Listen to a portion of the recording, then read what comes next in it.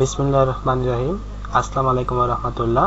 সবাইকে আমার এই ছোট্ট শিক্ষাভিত্তিক চ্যানেলটিতে স্বাগতম এবং নিয়মিত শিক্ষাভিত্তিক নানা ধরনের ভিডিও পেতে অবশ্যই আমাদের এই চ্যানেলটিতে সাবস্ক্রাইব করুন। Subscribe our channel right now. আমাদের আজকে আলোচনার বিষয় হচ্ছে right form of verb.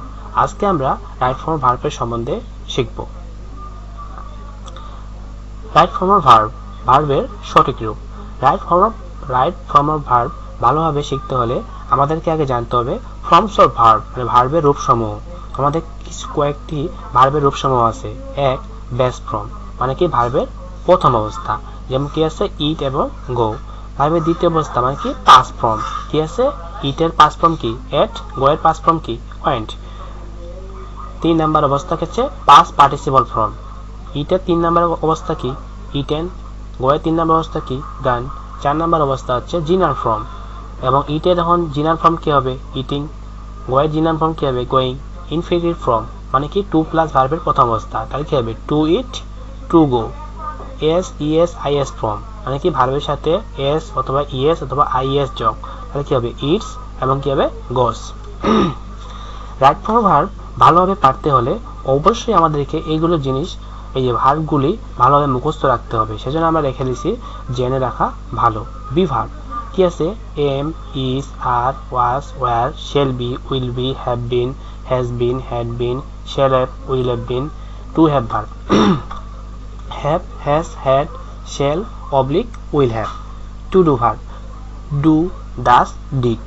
Modal and semi modal verb shall, should, will, would, can, could, may, might, must, need, dare, used to, ought to, am to, is to, are to, was to, were to, had to, has to, had to।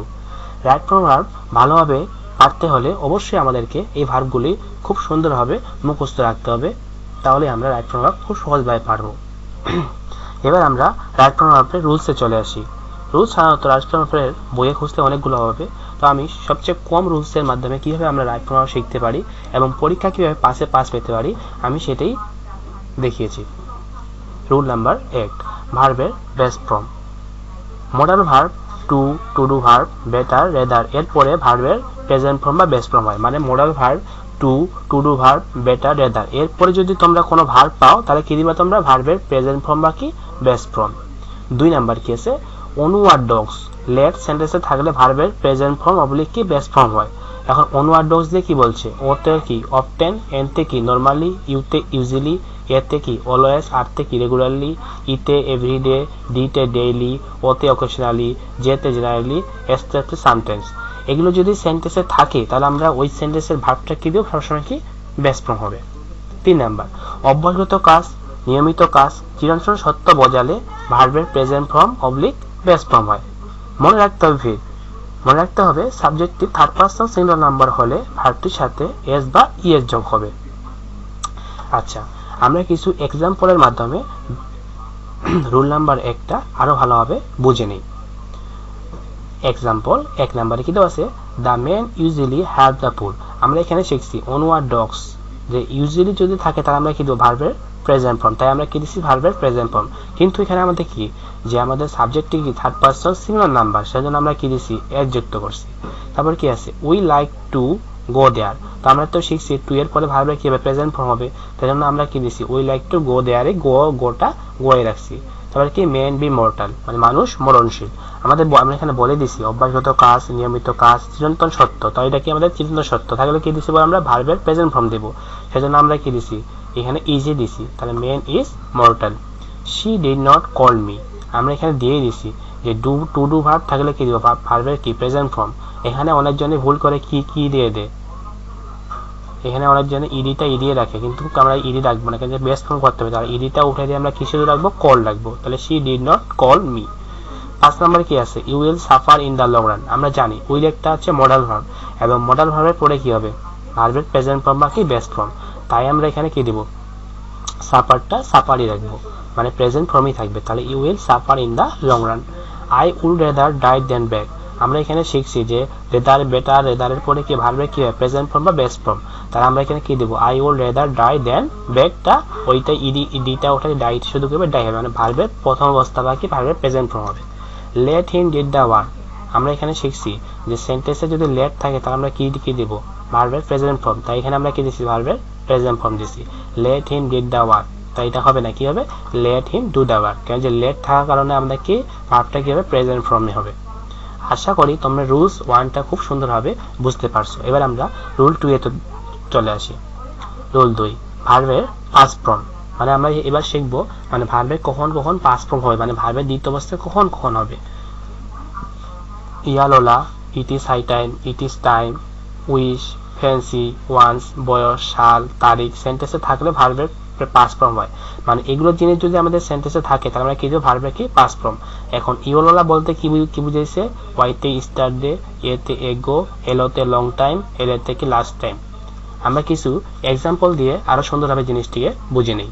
I call him last night, তো এখানে কি আছে, last আছে, তাহলে আমরা কি দিব, এটা ভার্বের দ্বিতীয় অবস্থা, অবশ্যই কি পাস্ট ফর্ম হবে। তাহলে কলটা কি হিসেবে, কোল্ড, তাহলে কি হবে, I called him last night. It is high time we শূন্যস্থান সলভ দ্য প্রবলেম। তা আমরা তো শিখছি যে সেন্টেন্সে যদি ইট ইজ হাই টাইম থাকে তাহলে আমরা কি দিব, ভার্বের দ্বিতীয় অবস্থা, মানে কি ভার্বের পাস্ট ফর্ম। তাহলে কি হবে, it is high time we solve the problem. আশা করি তোমরা রুল নাম্বার 2টি খুব সুন্দরভাবে বুঝতে পারছো। এবার আমরা রুল নাম্বার 3 এ চলে আসি। রুল নাম্বার 3, ভার্বের জিনাল ফর্ম, ভার্ব প্লাস আইএনজি। মানে আমরা এবার শিখবো যে ভার্বের কোথায় কোথায় কি ভার্ব প্লাস আইএনজি হবে। প্রিপজিশন, টু ব্যতীত যতগুলি প্রিপজিশন আছে তারপরে কি হবে, ভার্ব প্লাস আইএনজি, মানে ভার্বের কি হবে, জিনাল অবস্থা। তারপরে কি, while, oblique, would you mind, oblique, with a view to, oblique, look forward to, oblique, mind, oblique, earth, oblique, get used to, oblique, addicted to, oblique, be used to, oblique, cannot but, oblique, could not help। এরপরে কি হবে, verb plus ING হয়। 2 number রুলকে কি বলে, সেন্টেন্সে nut থাকলে এমইস আর দিয়ে verb plus ING করতে হবে। এখন নাট দিয়ে কি বুঝাইছে, এনতে নাও, এতে এট প্রেজেন্ট, আবার আরেকটা এতে এট দিস মোমেন্ট, এবং আর থেকে রাইট নাও। এইটা সহজভাবে মনে রাখার জন্য আমরা কি দিয়েছি, নাট দিয়ে আমরা মনে রাখবো যে সেন্টেন্সে নাট থাকলে এমইস আর দিয়ে কি ভার্ব প্লাস আইএনজি করতে হবে। 3 নাম্বারে দেখি কি বলছে, একটি বাক্যে 2টি ভার্ব থাকলে দ্বিতীয় ভার্বের সাথে ভার্ব প্লাস আইএনজি করতে হবে, তবে প্রথম ভার্ব মেক হলে প্রেজেন্ট ফর্ম হয় এবং প্রথম ভার্ব গেট, হ্যাভ, ওয়ান্ট হলে পিপি হয়। আমরা কিছু এক্সাম্পলের মাধ্যমে রুল নাম্বার 3টি আরো সহজভাবে বুঝে নিই। Example 1, would you mind. আমরা তো শিখছি উড ইউ মাইন্ডের পরে কি হবে, ভার্ব প্লাস কি হবে, আইএনজি হবে। তো আমাদের ভার্ব প্লাস আইএনজি করে দেওয়া আছে, তাহলে আমাদের আর করার দরকার নাই, যা আছে আমরা তাই রাখবো। তাহলে কি হবে, would you mind having a cup of tea, without go to Dhaka you can not see the zoo. আমরা বুঝতে পারছি এখানে ভার্বটা কিন্তু সঠিক নাই। আমরা কি জানি উইথাউটের পরে কি হয়, ভার্ব প্লাস কি হয়, আইএনজি হয়। তাহলে আমরা গোটাকে কি হয়ে যাবো, গোয়িং করে দেবো। তাহলে without going to Dhaka you can not see the zoo. They go now, আমরা শিখছি যে সেন্টেন্সে নার থাকলে আমরা কি দিব, এমইস আর দিয়ে ভার্ব প্লাস আইএনজি। তাহলে এখানে নার পাইছি, মানে কি পাইছি, নাও পাইছি। তাহলে এখানে কি হবে, তার প্রথমে ভার্ব দেব, যেহেতু এখানে পুলার বুঝেছে মানে বহুবচন, মানে আমরা কি দেব, আর দেব। তাহলে কি হবে, দে আর গোটাকে কি করে দেব, আইএনজি। তাহলে কি, they are going now. We so him play football. দেখো এই সেন্টেন্সে কিন্তু 2টি ভার্ব আছে, একটা হচ্ছে সো, একটা হচ্ছে প্লে। সো মানে হচ্ছে দেখা, প্লে মানে হচ্ছে খেলা। আমরা তো শিখছি যে একটি সেন্টেন্সে যদি 2টি ভার্ব থাকে তাহলে আমরা কি দিব, ভার্ব প্লাস আইএনজি। তাহলে কি, we so him playing football. Rule number 4, সেন্টেন্সে জেলার্স থাকলে প্রেজেন্ট পারফেক্ট অথবা কি হ্যাভ, হ্যাজ প্লাস পিপি হয়। মানে সেন্টেন্সে যদি জেলার্স থাকে তাহলে আমরা কি দিব, হ্যাভ, হ্যাজ প্লাস পিপি হয়। এখন জেলার্স দিয়ে কি বুঝেছে, যেতে জাস্ট নাও, এতে অলরেডি, ওয়াইতে এট, এলতে লেটলি, ইতে এভার, আরতে রিসেন্টলি। এক্সাম্পল সম্বন্ধে আমরা একটু সুন্দরভাবে বুঝে নিই জিনিসটিকে। I receive your SMS just নাও। তো দেখো এখানে কি আছে, জাস্ট নাও আছে। তাহলে আমরা তো শিখছি সেন্টেন্সে জেলার্স থাকলে কি হবে, হ্যাভ, হ্যাজ প্লাস পিপি। তাহলে কি দিব, আই হ্যাভ রিসিভ, রিসিভের পিপি সাধারণত রিসিভই হয়। তাহলে I have received your SMS just now. এখানে ডি হবে, সরি, ডি হবে, রিসিভড হবে, received your SMS just now. Rule number 5, be, being, to be, modal plus be, modal plus have, oblique to have, verb, oblique get, remain. এরপরে ভার্বের কি হয়, তৃতীয় অবস্থা, মানে কি ভার্বের কি হবে, তৃতীয় অবস্থা। আচ্ছা, be, being, to be, modal plus be, modal plus have, মানে মডাল ভার্ব প্লাস কি যদি থাকে, হ্যাভ বা টু হ্যাভ ভার্ব থাকে, এবং গেট ইমেনের পরে ভার্বের কি হয় তৃতীয় অবস্থা হয়। এক্সাম্পল সম্বন্ধে আমরা আরো সহজভাবে বুঝে নিই। Example, they must be invited, তাহলে কি আছে মোডাল প্লাস কি আছে বি আছে, তাহলে মোডাল প্লাস বি থাকলে কি হবে আমাদের ভার্বের তৃতীয় অবস্থা, তাহলে কি দে মাস্ট বি ইনভাইটেড। দুই নম্বরে কি আছে, they have come out of the kitchen, তাহলে এখানে দেখো হ্যাভ আছে, আমরা কি বলছি হ্যাভের পরে কি হবে ভার্বের তৃতীয় অবস্থা, তাহলে কি হবে এখানে দে হ্যাভ কামের তৃতীয় অবস্থা কি কামই হয়, তাহলে কি they have come out of the kitchens. আশা করি তোমরা রুল নাম্বার 5টি খুব সুন্দরভাবে বুঝতে পারছো। এবার আমরা রুল নাম্বার 6 এ চলে আসি। রুল নাম্বার 6, সেন্টেন্সে hope oblique next oblique tomorrow oblique otherwise oblique in future oblique expected থাকলে will oblique will plus verb হয়। মানে সেন্টেন্সে যদি আমাদের hope next tomorrow otherwise in future expected থাকলে আমরা কি দিব উইল উল প্লাস ভার্ব হয়। এক্সাম্পল সম্বন্ধে আমরা আরো সুন্দরভাবে বুঝে নেই। I hope you come soon, তাহলে আমরা এখানে কি আছে হোপ আছে, আমরা কি বলছি যে সেন্টেন্সে যদি হোপ থাকে তাহলে আমরা কি দিব উই অথবা উল দিয়ে কিন্তু ভার্বটি দিব, তাহলে কি হবে I hope you will come soon. আশা করি তোমরা রুল নাম্বার 6টি খুব সুন্দরভাবে বুঝতে পারছো। এবার আমরা রুল নাম্বার 7 এ চলে আসি। সাবজেক্ট অক্ষম হলে মানে ভয়েস বি প্লাস পিপি হবে। সাবজেক্ট যদি অক্ষম হয় তাহলে কি দেবো ভয়েস অবলিক বি প্লাস কি পিপি হয়। যেমন কি English speak all over the world, তো ইংলিশ কি নিজে নিয়ে কথা বলে তাহলে আমরা দেখি সাবজেক্টটি অক্ষম, এবং সাবজেক্ট অক্ষম হলে কি দিব আমরা বি প্লাস পিপি, তাহলে কি হবে ইংলিশ ইজ স্পিকের পিপি কি স্পোকেন, তাহলে কি English is spoken all over the world. Rule number 8, to be verb ভার্বে প্রথম অবস্থা প্লাস আইএনজি মানে অ্যাক্টিভ ভয়েস হলে, টু বি ভার্ব প্লাস ভি3 প্যাসিভ ভয়েস হলে।